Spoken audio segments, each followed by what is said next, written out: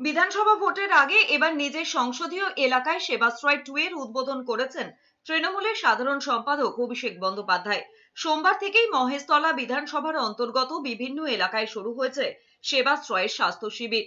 সোমবার সকাল 10টা নাগাদ নিউল্যান্ড মাঠ, চক চান্দুল, রথতলা এবং সবুজ সঙ্গের মাঠে সেবাশ্রয় 2 এর উদ্বোধন করেছেন তিনি। পরবর্তী 7 দিন ধরে এলাকার বিভিন্ন জায়গায় এই স্বাস্থ্য শিবির চলবে। প্রতিদিন সকাল 9টা থেকে বিকেল 5টা পর্যন্ত শিবিরগুলো খোলা থাকবে। সেখানে বিনামূল্যে চিকিৎসা পরিষেবা পাবেন মানুষ। এর আগে চলতি বছরের 2রা জানুয়ারি থেকে ডায়মন্ড হারবারে পথ চলা শুরু হয়েছিল সেবাশ্রয়ের।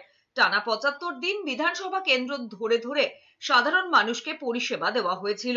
7ই নভেম্বর নিজের জন্মদিনে সেবাশ্রয় 2 এর বিস্তারিত সূচি ঘোষণা করেছিলেন অভিষেক।